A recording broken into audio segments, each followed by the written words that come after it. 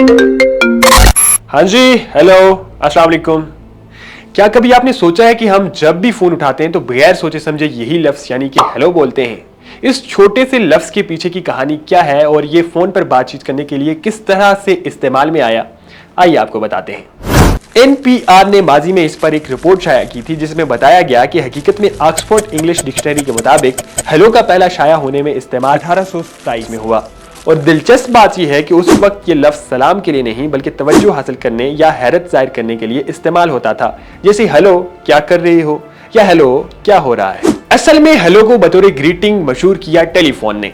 जब टेलीफोन इजाद हुआ तो थॉमस एडिसन ने लोगों को मशवरा दिया कि वो कॉल उठाते वक्त हेलो बोलें।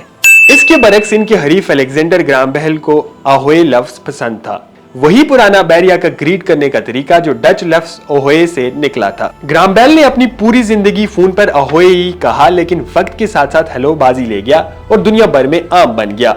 ग्राहम बेल वो जिन्होंने टेलीफोन इजाद किया था, जबकि एडिसन आमतौर पर बल्ब के मुवज्जिद के तौर पर मशहूर हैं।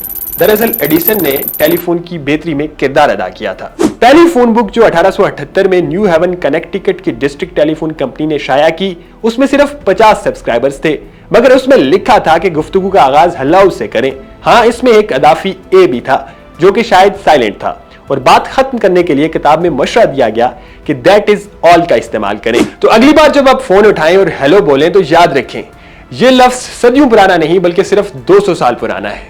यहां पर वीडियो का करते हैं इख्तिताम इस नोट के साथ, दैट इज ऑल।